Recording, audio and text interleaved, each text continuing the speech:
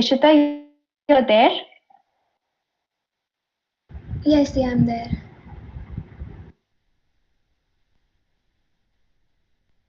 Okay, so we should start now.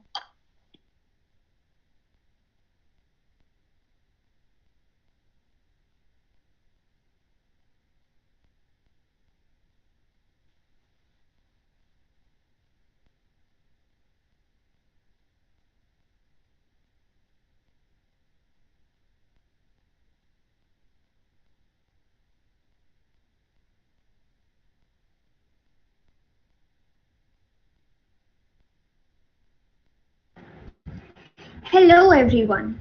Google Developer Student Club is back again with yet another enlightening and fun filled session on Flutter.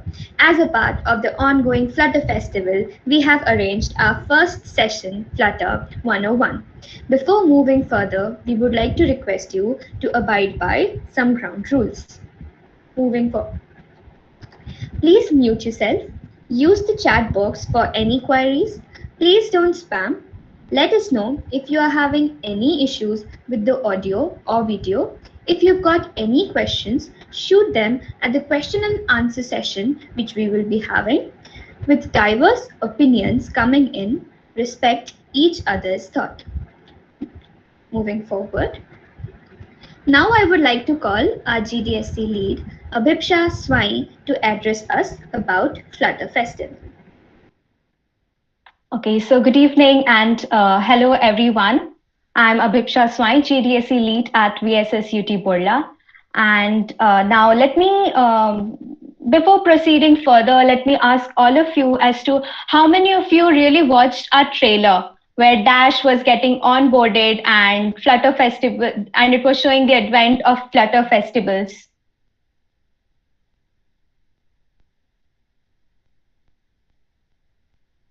Okay, so those who don't know, Dash is Flutter's mascot, and Flutter festivals. When we talk about Flutter festivals, it has got a lot more exciting and fun stuff events that will help all the beginners learn the fundamentals of Flutter using featuring Google technologies like Firebase and Google Cloud Contents. So by the end of today's event, we'll be knowing more about what Flutter festivals actually deal with and how can participants contribute to Flutter festivals. We'll also be sharing a few resources and we'll be telling about the dev library and other things where that will help you all to contribute to Flutter festivals. But before proceeding further, let me tell you all that today we have amongst us Nikita Gandhi. She is a community manager at Google Developers and is a Flutter enthusiast. And she is a guest for today's event.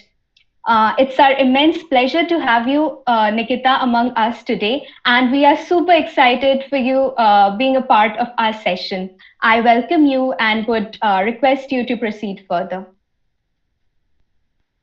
Thank you so much, Aruksha, for the warm welcome. And hi, everyone. I hope you all are doing well and are excited for the session today.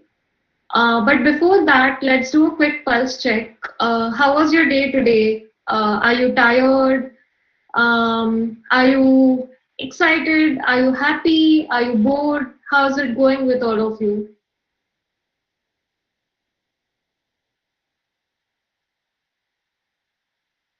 Okay, so few of you are excited for the event, and I also see some of you are exhausted yet excited. That's really nice, very enthusiastic. Cool. So a lot of energy is pumping in, and let's keep that flowing throughout the event. I'm equally excited to meet all of you. Thanks to this pandemic situation, sitting at home, it's still, a great pleasure to connect with all of you and share some insights from my side with all of you. It's going to be a two-way interaction, so feel free to interrupt, feel free to ask questions if you have. It's a lengthy presentation, but I don't want to make it sound like too much of information for all of you. So we'll stop whenever you feel like this was too much to consume for today, and we can go ahead with Q&A. So that's the plan that I have for today. I'm going to present Flutter to you in two ways. One where I explain you object-oriented programming concepts using Dart, and second is where I actually explain what is Flutter.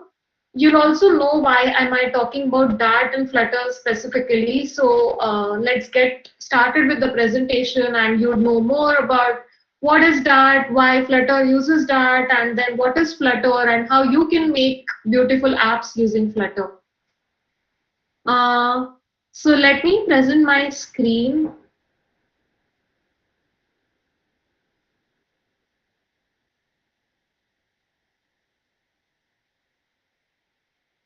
I hope you are able to see my screen. Yes, Nikita. Yes. Okay. Okay. So yeah, I call myself as another tech enthusiast. My name is Nikita. I work with the developer relations team at Google. I'm the community manager for GDSC program in India. That's my Twitter handle, Nikita Gandhi. You can also find me with the similar name on Medium. I write a blog. I write a few blogs in my free time. So that's what I do when I'm away from keyboard, but still stuck around with my keyboard. I also speak at a lot of events like these to help developers get started with Flutter. And I am a classical dancer. I play a lot of sports, including yoga, basketball, swimming, chess, and so on. And I'm a big time foodie. So that was a quick short intro about myself. All right. So, do you know who is Flutter for and who should be using Flutter? So, even before we try to understand what is Flutter, do you know who's this made for?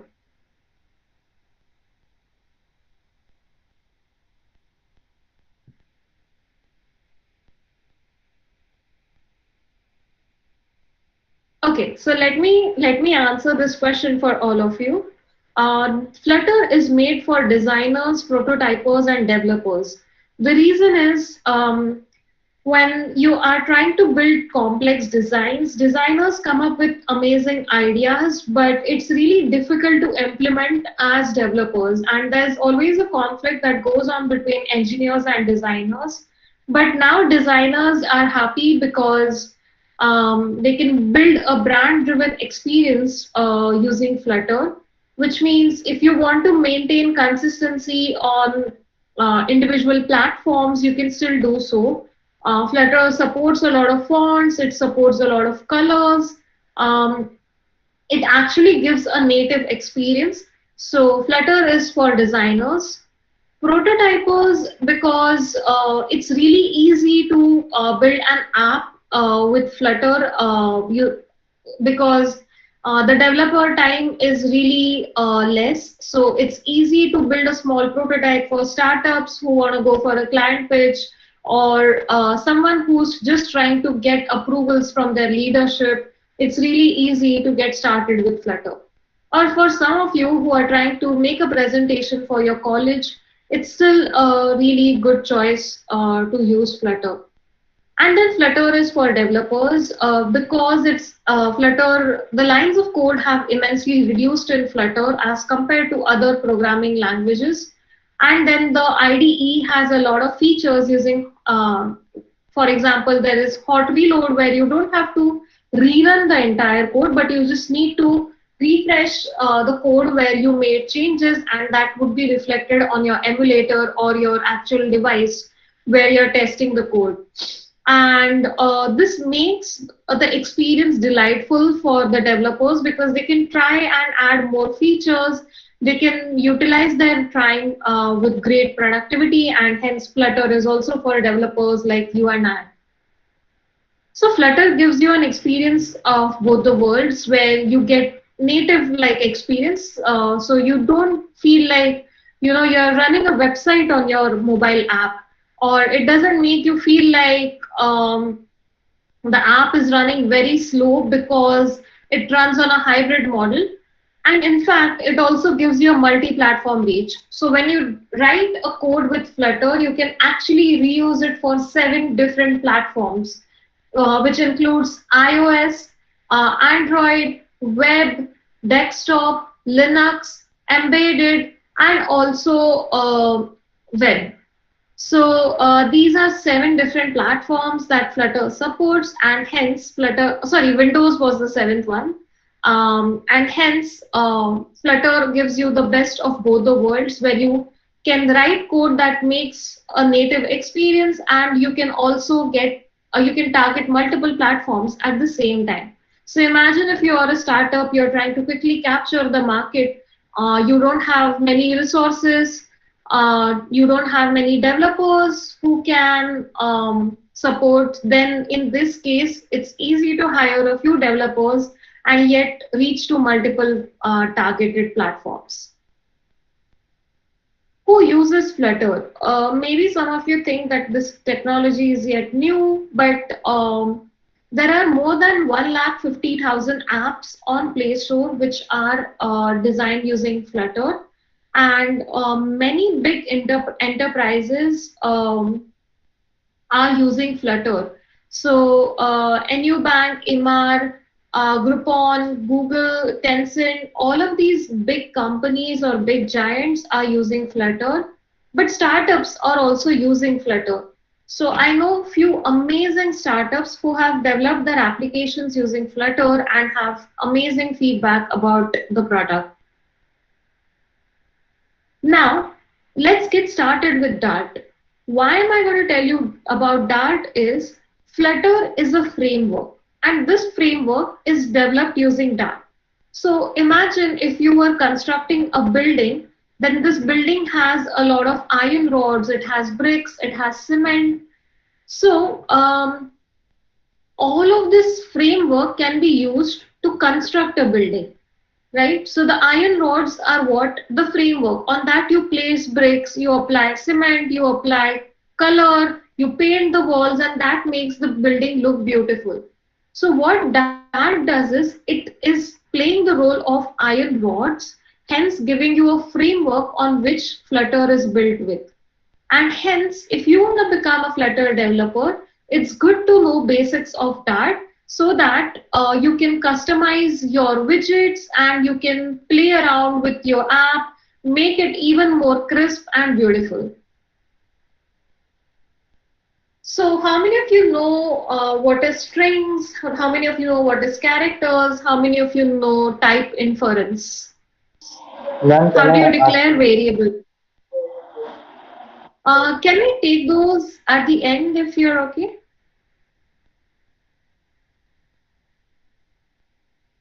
Okay, so you all know, right? Strings, characters, integers, all of that, right? So if you were to declare a string in Java, what usually you do is you have to mention that it is a string, and then you declare the value on the right side. In Flutter, you don't have to do that. What you need to do is call it as a variable, name it anything of your choice, and declare the value on the right side inside double quotes.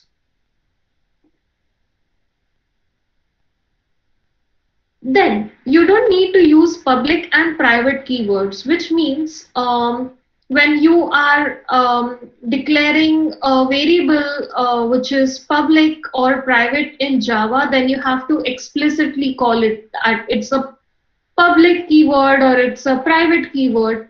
But here in Flutter or in Dart, you don't have to do that. You can just add an underscore which makes the variable private, but if there's no underscore, this variable can be globally accessed. In Java, whenever we are declaring a class or whenever we are assigning some value to a class, then we use this word new, but it's optional. You may or may not use this in Dart. Okay.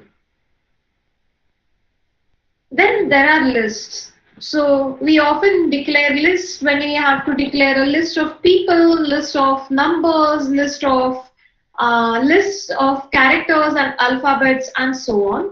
So how do you declare a number list is you directly add it in square brackets.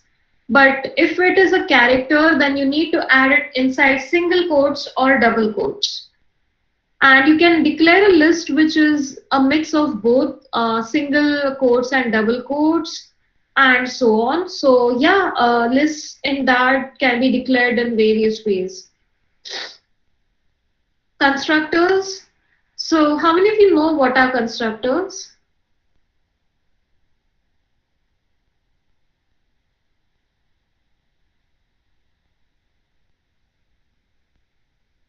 Okay, so I see many of you know constructors.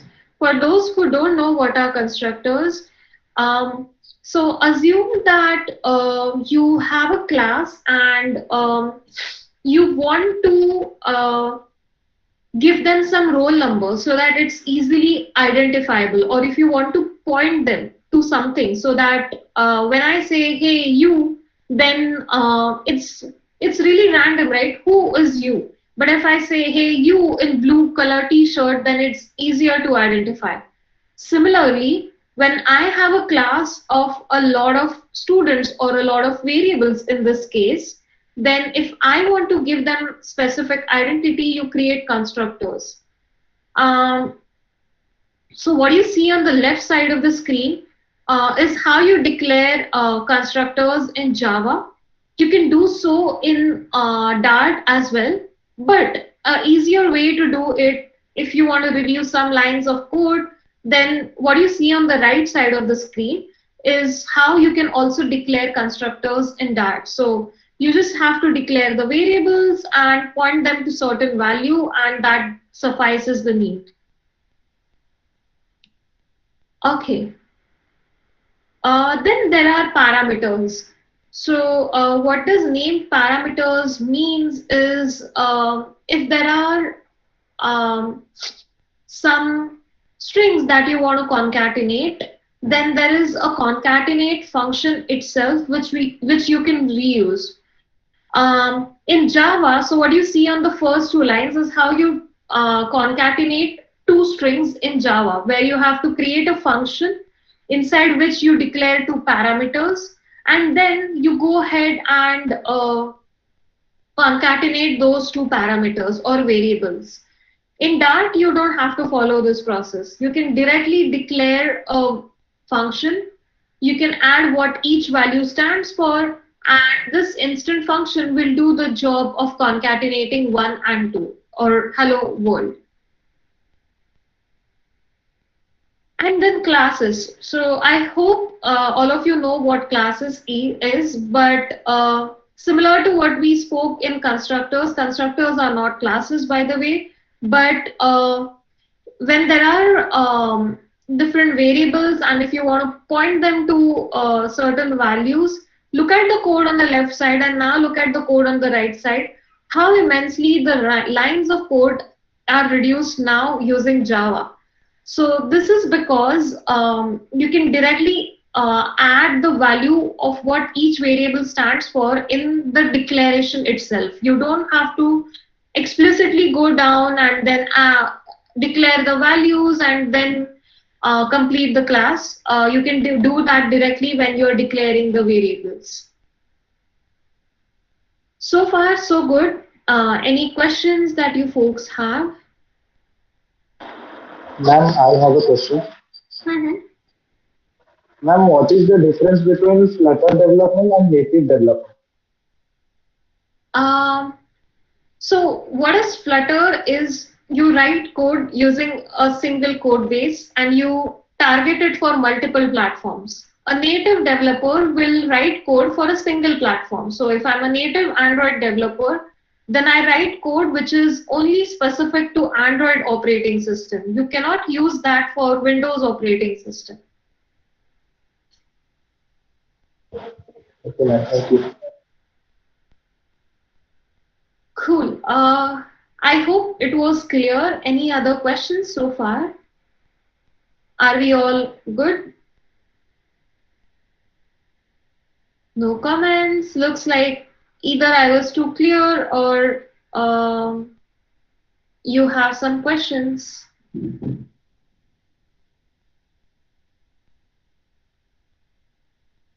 Okay, some of you said it was clear, some of you haven't said anything. Okay, cool. I hope this is not too fast for anyone. And moving on, speaking about asynchronous tasks. So, have you seen e-commerce sites where you see some images are loaded already, but some are still not loaded? It takes some time to load those images. When I am trying to access a server to get all the images, some load faster versus some don't. The reason it takes time is multiple things that are associated. Like the image can be heavy, the server might be busy, or there are multiple concurrent requests that are coming, the server is not able to handle that load, so on.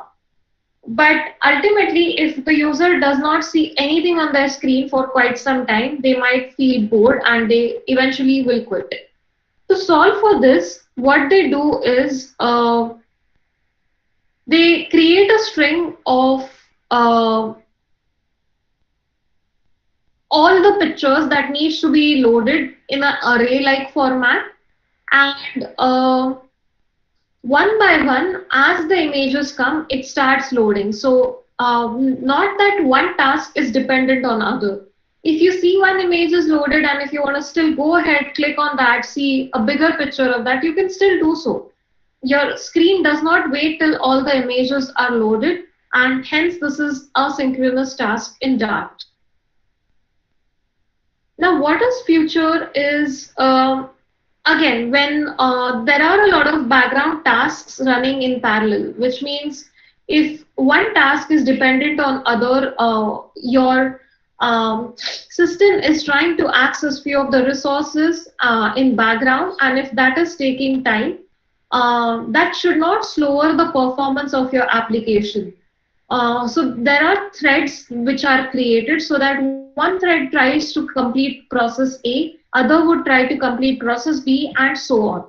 And hence, if there is a dependency from one thread to another, it should not happen like another thread just gave the output and it was not in synergy with what the result of process A was related about. And hence, bringing this synergy is called futures in Dart, which means that whatever results are stored in this variable waits till they get the final result, and then all of these final results are combined, and then the right output is given to the user. Then there are other functions like for each. So if you want to do something for each element that is there in the list, then you can use this function called for each. If you want to map each item in the list to something, then you can use map as a function. So there are a lot of instant functions that are available which you can reuse in Dart and Flutter. Now, if you were to get started with Flutter, the first thing you need to do is go to flutter.dev, choose your operating system, and accordingly download the software on your local machine. Once you download and install this application successfully, this is the first thing that you see on the screen. There are a few lines of code that are instantly added on your screen. And if you try to run this application, it's a counter app, which means if you click on the button, instantly you will see the count increasing and decreasing on the screen based on the operations you perform. Now, don't be afraid when you open your IDE and see so many lines of code. You can erase these lines of code and start afresh, write your own code as required. Cool. Then there are features like hot reload, which means if you have made some changes in one of the functions of your app and you want to see those changes instantly, then you can use the hot reload function. Um, if you make some changes in the main code, then you have to rerun the application, which is a little more time consuming. But if you want to see some recent changes, then you can use the hot reload function and you can instantly see the changes. Um, so moving on, how many of you know what is HTML and CSS? How many of you know what is HTML and CSS? How many of you know how to write code with HTML and CSS?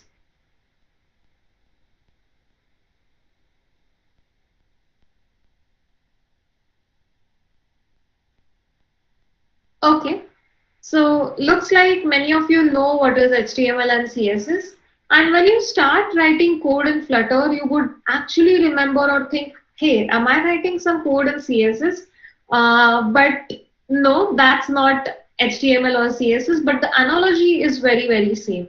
So what you see on the left side of the screen is an HTML/CSS code, and what you see on the right side of the screen is a Flutter code.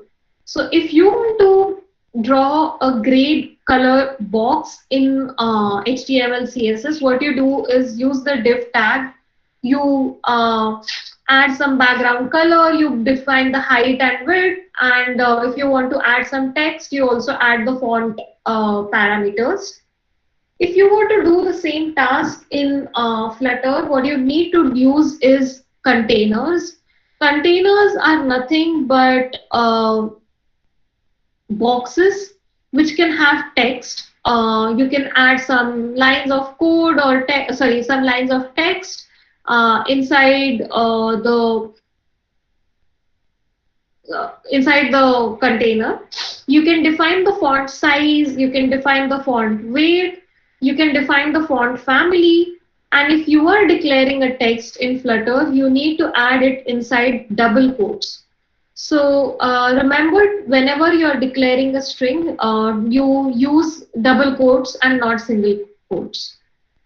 And then similarly, you can add height, weight, and color to the application or the container, and you would see similar results. So just defining what happens is Flutter works in a tree-like structure where there is a parent and then there are child or children.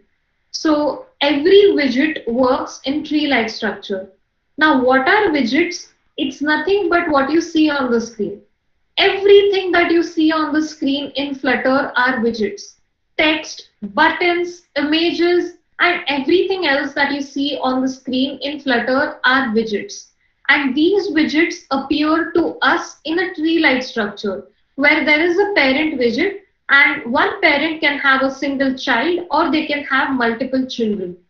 So here what happens is when container is the parent widget, this parent widget has a child which is a text. So inside a container there is a child which is a text. And this text was given some styling. So you added font style, font weight, and font family. I hope this was clear. All good so far?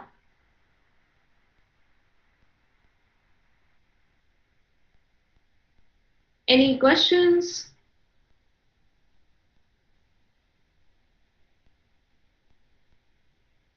Cool. Now, if you were to central align your components, so whenever these widgets start appearing to you on the screen, you want all these widgets to appear in a single line, right? You want them to be aligned. It can be left aligned, right aligned, or single center aligned. But you want to make sure your app looks clean. Similar to what you do in your website. You need to add some padding, you want to add some boundaries and so on, and make sure everything is aligned at the center. So if you were to align your container at the center, then what you do is you justify the content to the center.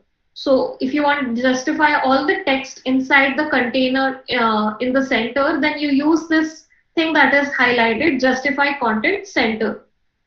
If you were to do this in Flutter, what you need to do is use another widget, which is center widget, inside which you can add your child widget, which can be center aligned.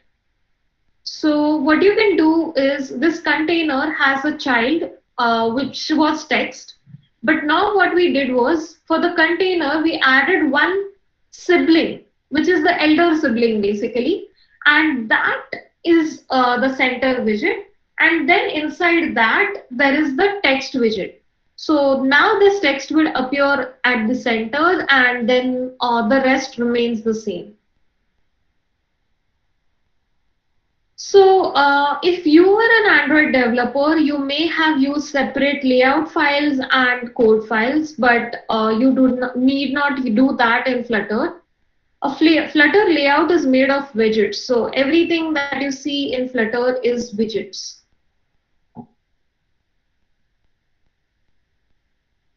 So, again, what is a widget is everything that you see in a Flutter application is a widget, from text to buttons to screen layouts. Everything is a widget. So Flutter a brick is nothing but, a widget, I'm so sorry. A widget is nothing but bricks that are used in constructing a building. So without the bricks, you cannot complete the building. Similarly, widgets are bricks of Flutter application. Now let's try to understand, if you were to display text in Flutter, what you need to do is you need to use a text widget. So if to declare a text widget, all you need to do is text, round brackets, in double quotes, add the string that you want to display. Now, in case of something else that you want to print, if you want to print Nikita instead of hello world, or if you want to print Avicha instead of hello world, you can still do that inside the double quotes. And you can see the output on the right side of the screen. So this is a simple text widget, and you can actually start writing your Flutter application by just displaying your name on the screen. So what all you can do with text is you can style it, you can soft wrap it, which is a Boolean value. What a soft wrap is, when you have long text and if you want to make sure that it doesn't overflow beyond your boundaries, then if you want the text to go on the next line, then you use soft wrap. Then you can align the text to center, right, left, start, end, and you can justify the text. So making sure everything comes with some space which is equally there. And then you can also have maximum lines, like, if you want to collect user address and if that should be of maximum 3 lines, then you can also do that. And you can add text direction. Some languages like English is written from left to right, but languages like Urdu, Arabic are written from right to left. You can do both using Flutter. All good. I hope you were able to understand what is a text widget.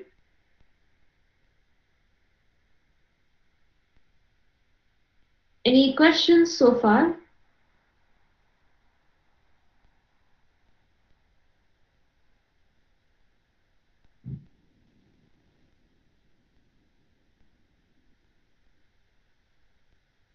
Okay, I see many of you said yes, and I hope we can go on to the next widget then.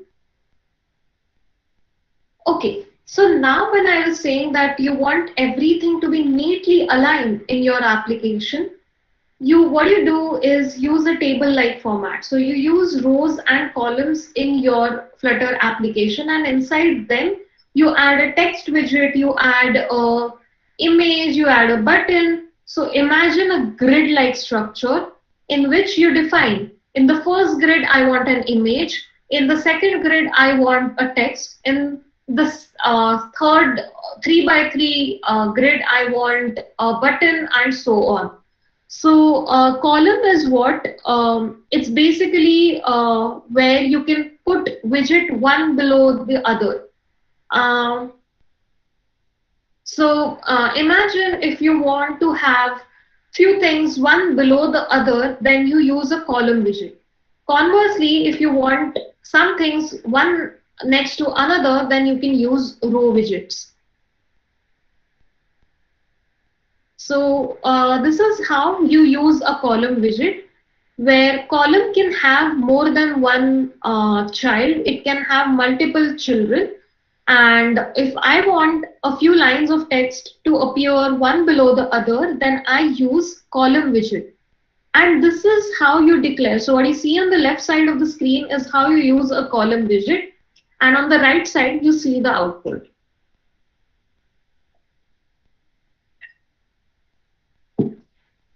I hope this was clear. And column alignment. So like I mentioned, column is what one that appears one below the other. And you can actually give it as an axis alignment. So how much space you want from one column to another. So from one text to another, how much space you want to keep. How much space you want to keep from the left side, right side. All of this you can manage in this widget. You can actually customize the space from top, from end, from one widget to another, from one widget and the space around that, uh, so on. So everything can be customized using Flutter. Okay. Just skipping this for now, but a few FAQs. So does a column scroll, which means if you add 100 lines of code, 100 text, will the column scroll? No, it's not a list, so it cannot scroll. Can one column have multiple children? Yes, it can. And how to fit a column in available vertical space? So if you have just five text for Android phone or versus 5 lines of text for a smaller device, it's going to be different, right? And for that particular reason, if you want to make sure that it appears smoothly for different widgets, then you consider using expanded widget as a parent widget, and inside that add a column widget so that you can actually give some good space without overflow, which is seen in some columns where you have multiple children, or where there are a lot of other widgets at the top, and only column widget is left. If you want to fit in inside the application, then use expanded so you get some extra space to fill in your widgets. It's similar to packing a bag where you want to add a lot of things, and then if you are already full, how do you manage fitting your clothes? It's similar to that.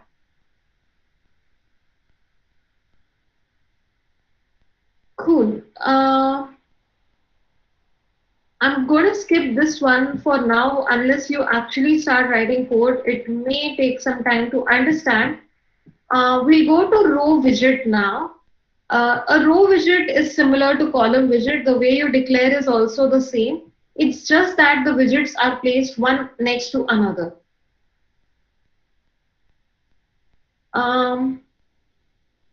Then the other types of widget is raised button and a flat button. So when you are using an application, um, sometimes what happens is you see some buttons are elevated, some are not. And the ones that are elevated are raised buttons. The ones which are not are flat buttons.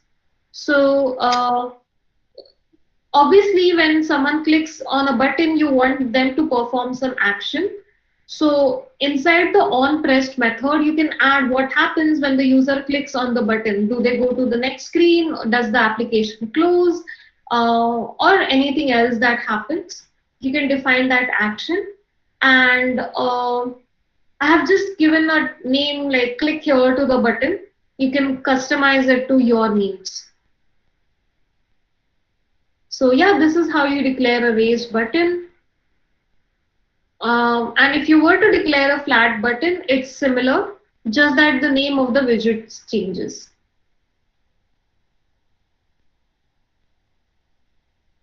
Skipping this for now. Now coming to text field. So usually we use text field when we want to capture user addresses, and that is why text field is a separate widget in Flutter. You can actually use this text field when you want to consume user input. And on the right side of the screen, what you see is how you use the text field. So when you are trying to capture user input, if you want the cursor to move, or if you want the value to appear on the screen as the user types, if you want to you capture that value and store it somewhere, or anything else, that is possible using the text field feature and the customizations available with that. And every time when the user starts typing, at the start maybe you see type your content here, but when you start typing, everything fades out and the content that you type comes on the screen. So that is where how you saw the widget versus how it starts behaving differently when you start using it, the difference appears. And hence you use the onChange method to display the text that is there from the user. It's captured in a variable, and that variable is printed on the screen. So that's what we see on the screen. So a text editing controller will give you all this power to customize your text field widget. You can actually add a controller, you can add a listener who can listen to the values and append those changes accordingly, which means if you want the values to be changed, stored, and reflected on the screen, you need to add a listener who's observing these changes and reflecting those on time on the user screen. Cool. So, I'm so sorry.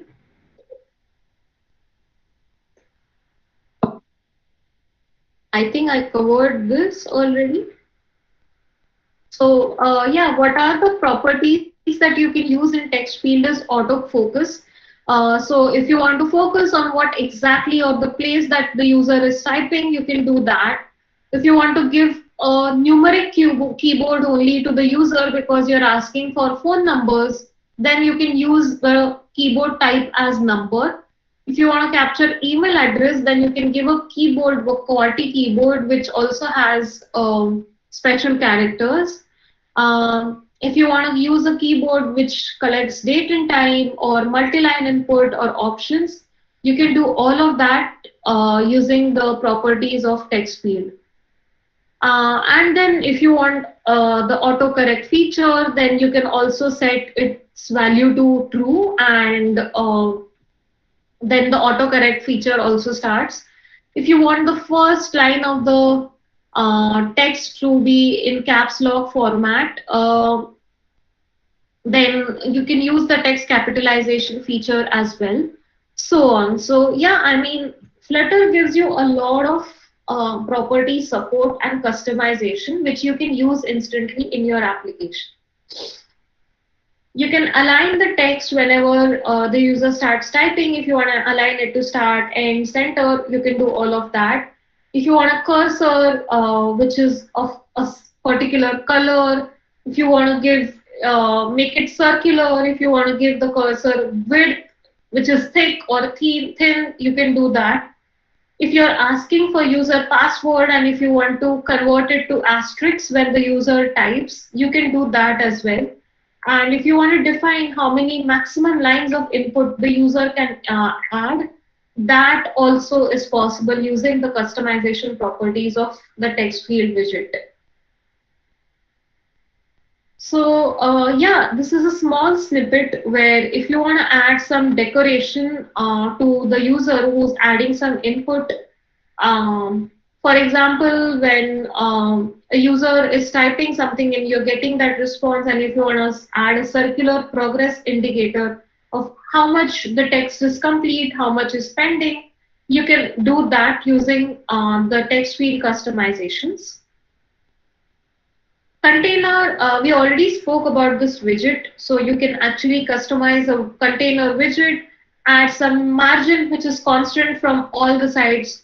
You can add color, width, and height, and you can add something inside the container, may that be an image or a text or a button or something else. Hope everything is clear. Any questions so far? Yes, ma'am. I have a question. Mm-hmm. Ma'am, how varied the Flutter widgets for Android and iOS for different code base? Like the widgets are how much varying for both different softwares? Can you ask again? I'm sorry, I missed your question, or I'm not clear of what you're asking. And like the widgets that we are rendering using the Flutter, are they differ to Android and iOS, like the rendering and all? So if your question is how the access happens to the underlying operating system and how do Flutter use the resources to run over a operating system, then the answer is the performance is similar to native, which means if Flutter is trying to access some resources like Bluetooth or location, it works similar to how a native application would function on respective platforms. But if you are asking how the code works, then I think the way or the architecture of how each of these platforms are set using different languages, that is slightly different, but the performance is almost the same for all three operating systems. Okay, ma'am. Thank you. Cool. Let me know if this was overwhelming. What do you think about the content so far? Do you want to take a break or do you want to pause for today or do you want to continue?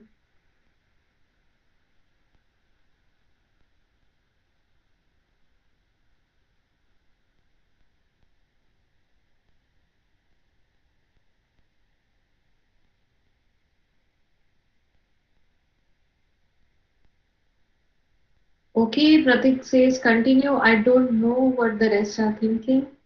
Swapnil, okay, many of you are saying continue, so I'm going to continue and tell you more about containers.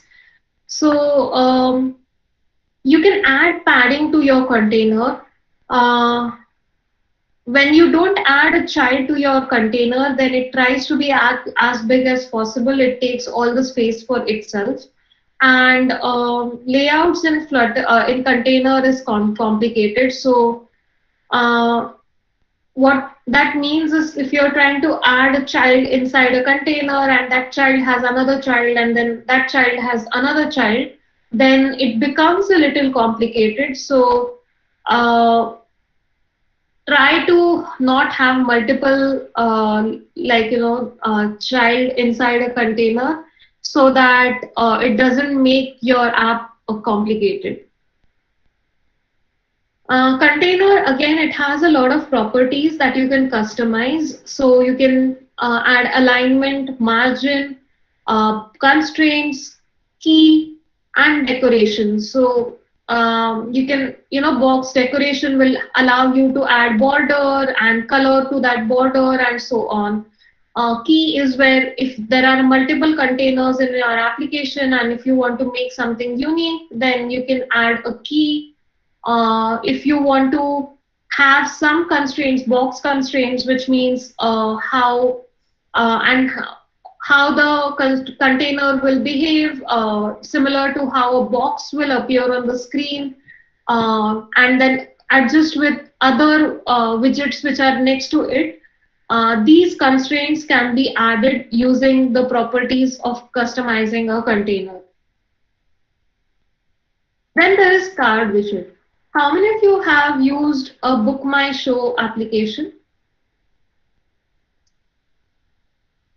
Anyone who uses the Book My Show app? I know it's been a long time. We all watch movies in theaters, but Do you know how the movie names appear on the screen? One movie card that appears or a box, and then another movie card that comes up.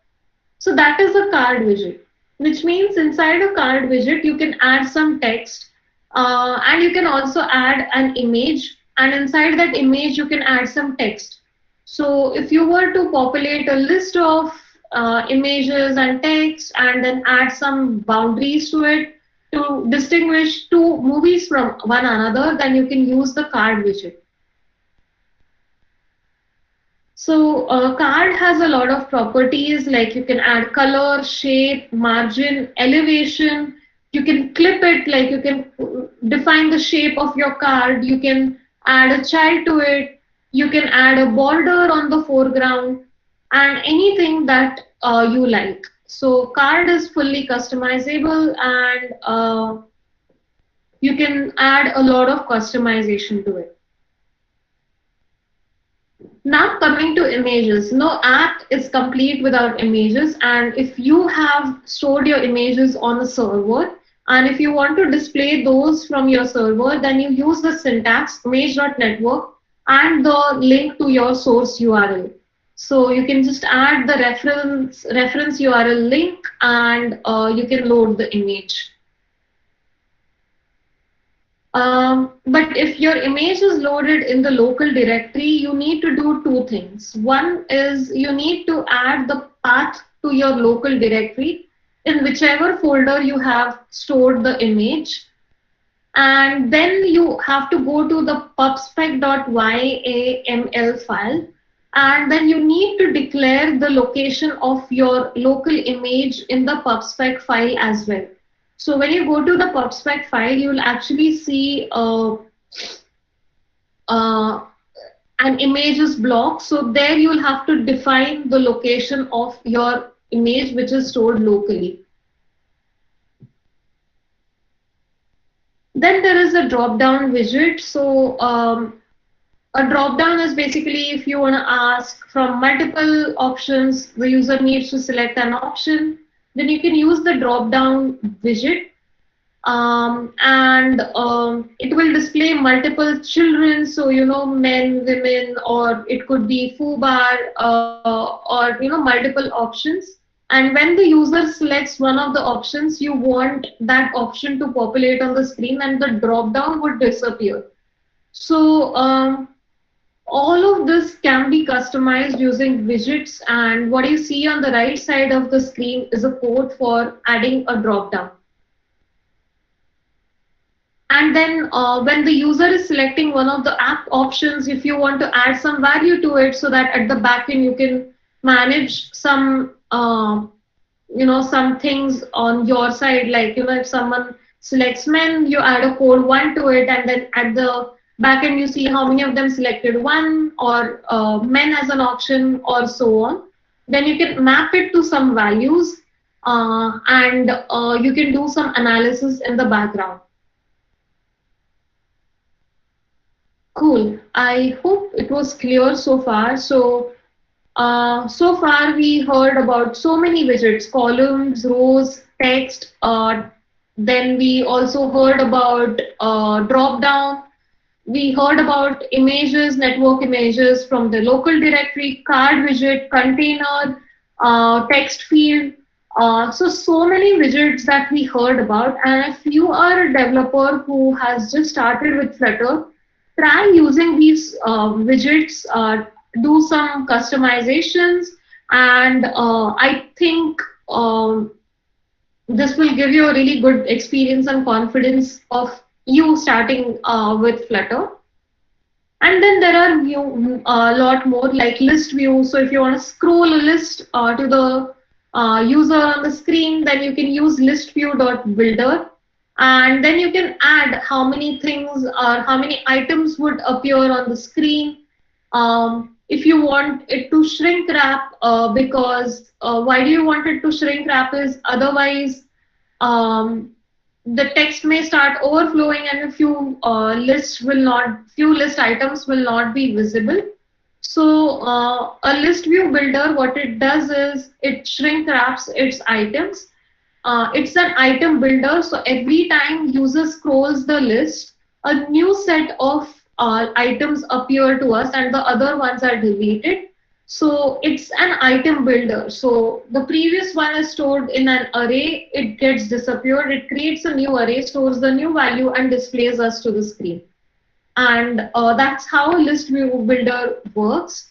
And then it will return the widget. So if you have inside a list view, if you have added some text, that would appear on the screen. So return widget is the widget that would appear on the screen. It can be text, it can be images, it can be a card, and so on. So if you want to show a list of movies which are placed inside a card, then you use a list view dot builder, which is one single list. You shrink wrap it so that even if there is an overflow, um, not a few items are skipped, and this item is stored as an array. So you can it actually stores which is the current number of widget it's displaying and where is the user right now. From there, when you scroll, it again changes the index value, which means which is the first item it is displaying and at what point is the user. So is it the second page of the list, third page, and so on. And then it displays if that is a card or that is a series of lines of text or anything else that you decide to display.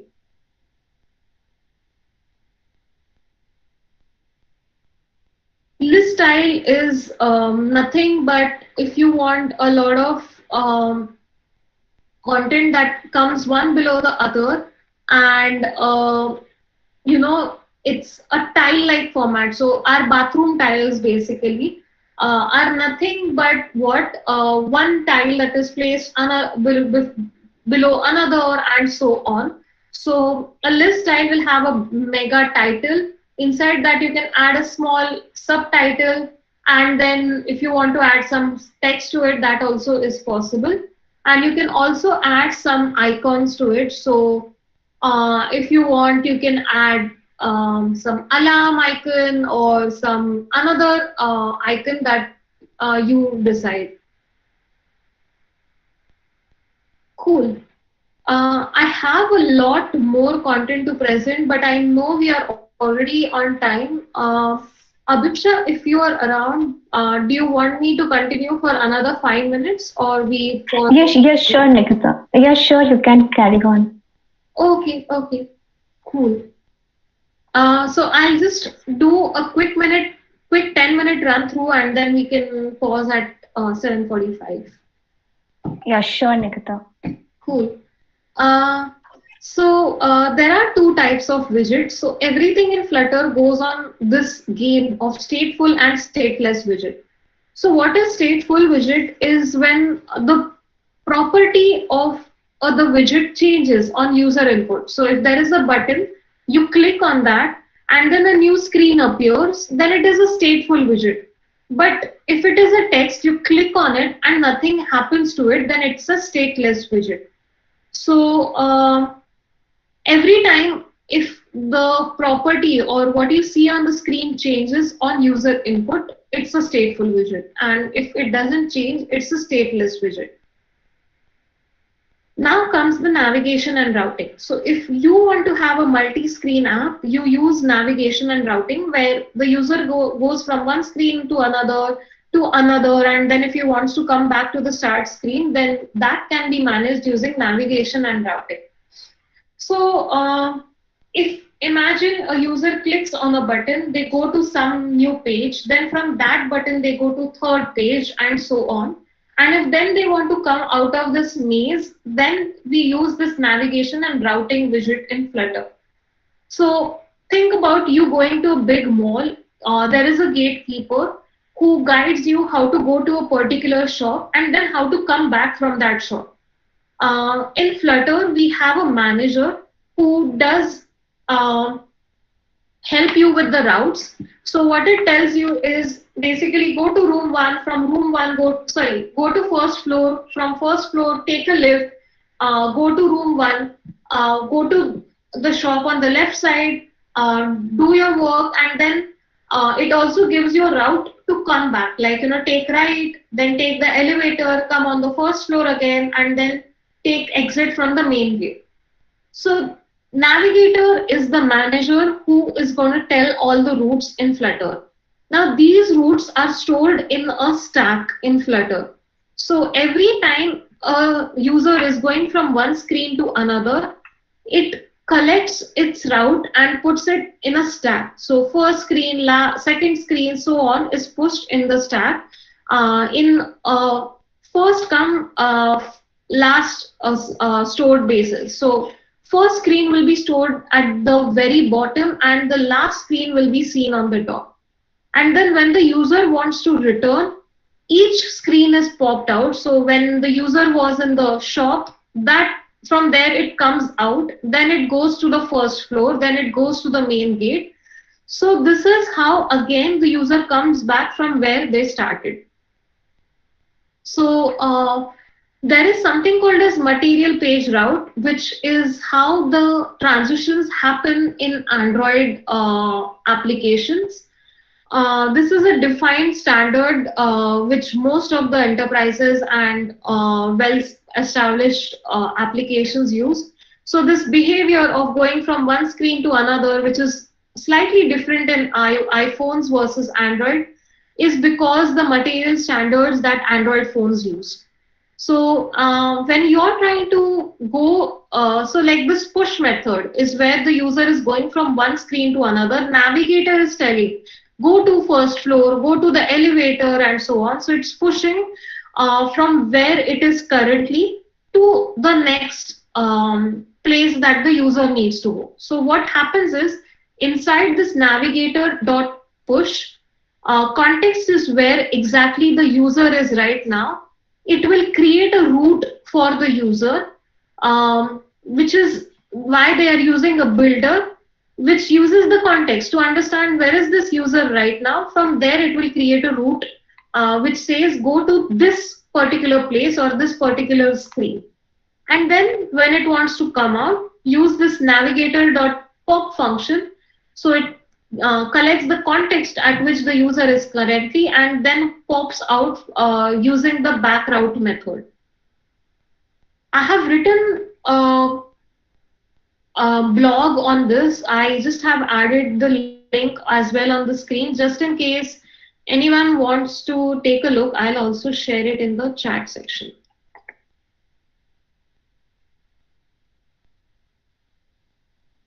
And these are the navigation results. So from first screen to second screen, the code that I had shared, this is how it looks like. Now this is animations in Flutter, but I know this is a little bit of advanced concept. I am planning to skip this for now. But on a high level, from where we started, we spoke about what Flutter is, what Dart is. So if you want to understand the architecture or the framework of Dart, Dart is basically built of animation, painting, and gestures. So what appears on the screen is either an animation which is inside out or outside in, or a painting that appears. So you draw on using every pixel on the device, or the gestures. So how the user makes actions on the device, all of that can be. So basically the foundation is set on that. So based on the user input, it renders a few widgets. So if the user said OK or clicked on a particular button, then it renders a few widgets. And these widgets are into two categories. All the iPhones use Cupertino as a design standard, and all the Android phones use Material as a design standard. And the engine on which all of these work is Kia, Dart, and Text, and this is made of C++.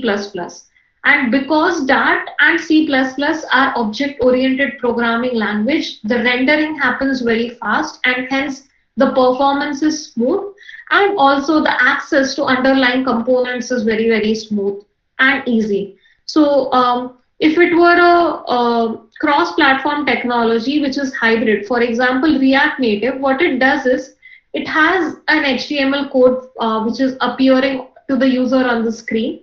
when it is trying to access the underlying hardware resources, what happens is um, there is a pipeline or a thread-like feature that comes up, which tries to access underlying resources. And that is why sometimes when there is a concurrent feature request that happens, there is a bottleneck created, which might slightly delay the performance of the app. It's not a huge difference, but to an extent, it does impact the performance of the application. Cool. So yeah, I think that's all I had for today. We still have another 3 minutes for questions. So anyone? Ma'am, I have a question. Sure, sure. Go ahead, Sangram. Ma'am, what are the future aspects of using Flutter? I don't think I am an astrologer to answer this question. Just kidding. I mean, since a lot of enterprises and startups are already using Flutter, I think it's a stable technology because a lot of market has already started adopting Flutter. But always there is going to be an evolving technology which may come up more better than Flutter. So technology evolves and you need to be updated with the latest updates. But that doesn't mean if Android was started 12 years ago, it has died. There's still job opportunities. There are still so many companies which work on native application development. Thank you, ma'am. Cool. Any other questions? Ma'am, I have a Ma'am, question. Since Flutter uses widgets to build the entire structure of an app, nowadays we also have Jetpack Compose, which also uses kind of the similar structure that Flutter uses, like using a card, then it has its child, or using a column and a row. So how does Flutter compare to Jetpack Compose in that sense? So it's not a comparison because, sorry, each application or each technology has its specific application, which means um, Flutter helps you target multiple platforms at the same time. And there are a few features which are very specific and easy to implement using Flutter versus Jetpack.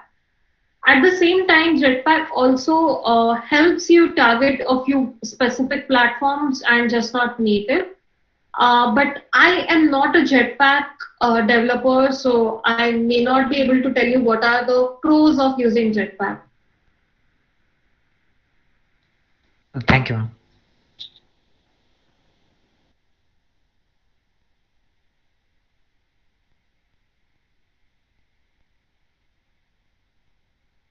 Okay, any other questions? ma'am, Yes, yes, sure, Adarsh, go ahead. I am an intermediate Android developer, so should I switch to Flutter and why? Can you suggest? I would say this really depends on why are you planning to switch. Is it because you're looking for some internship or job opportunities? Is it because you're working on a project? So I'd like to understand what is that makes you think that you need to switch. Yes, ma'am, I'm working on a project and Okay. I am currently doing that in Android Studio, but I'm thinking if it will be better to work with Flutter or Android Studio.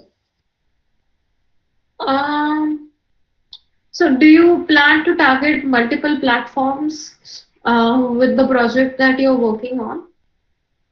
Yes, ma'am.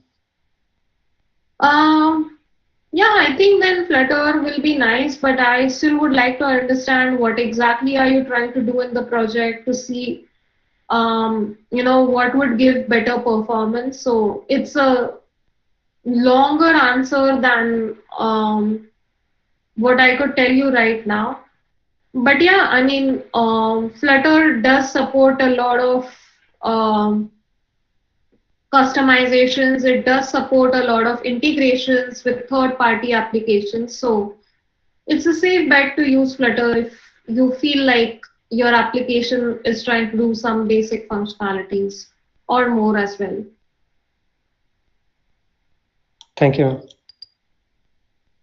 Hello, Nikita ma'am. I hope you are healthy and safe. The question I would like to ask is what kind of projects or applications made with Flutter would you like to see or suggest college students in general to take up and work on it to solve some real life problems? And what are your favorite areas to work on? To be honest, it doesn't start with choosing a technology and then solving a problem.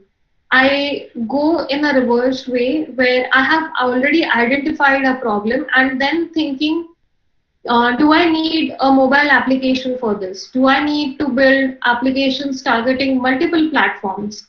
Do I have enough resources to do this? Do I have people who know Flutter better, or do I have people who know Android better?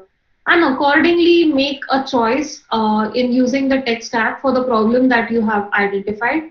So it doesn't go the other way around, that now that I know Flutter, what is the problem that I can solve, or what is that project that I can work on. On the other hand, if you're just trying to learn Flutter for your own hobby purposes or finding a new job, the widgets that I shared so far and a lot more, you can try customizing using those, build some projects using that, build a mobile app, build a desktop app, build a website. Try customizing and using as many widgets as you can, make your app foolproof. And I think that should help you with your interviews. All right, ma'am. Thank you. That answers the question. Cool. Thank you so much. I think we are already 20 minutes ahead of time. Maybe we want to pause it for today. But Abhiksha, thank you so much for organizing this session. It was really nice talking to all of you. Tomorrow we have a GAC Wow session happening. I don't know if you all have heard about it. But yeah, I mean, see you all tomorrow, and I will share a roadmap for Flutter developers. So just in case you're interested to know more on how you can make your journey complete with Flutter, I'm going to talk at DSC. So see you all at the event.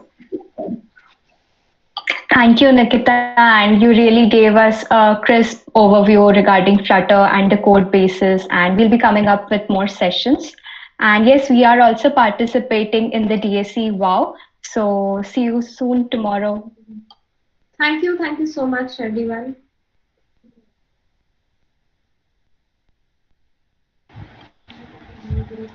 Thank you, Nikita. So these are our social media handles. Follow us on our social media handles and stay tuned for more updates. We would love to connect to you. You can join our Discord channel and ask your doubts there. Moving on. Okay, so now we have come to the end of the session. Well, there are a series of events lined up in the upcoming days. We'll be conducting more sessions, and on behalf of entire GDSC VSSUT family, I extend a really hearty vote of thanks to our speaker, Ms. Nikita Gandhi, who spared time from her busiest schedule to grace the occasion. Today, we had the opportunity to hear your thoughts, and this will surely be going to encourage us in our future events. We had got a great response from many students, and like they all are super excited to join us in the Flutter Festival. I would also like to thank the people who worked behind the scene to make this event happen, our designing team, technical arrangement team, and others. Last but not the least, I would like to thank our audience for their patient listening. You all guys were amazing. Thank you so much for your cooperation. Flutter has many tricks up its sleeves that makes theming your app a breeze. I hope you all guys will enjoy a lot throughout the journey, build interactive, creative apps, and have fun. Wish you all the very best. Thank you everyone for joining us.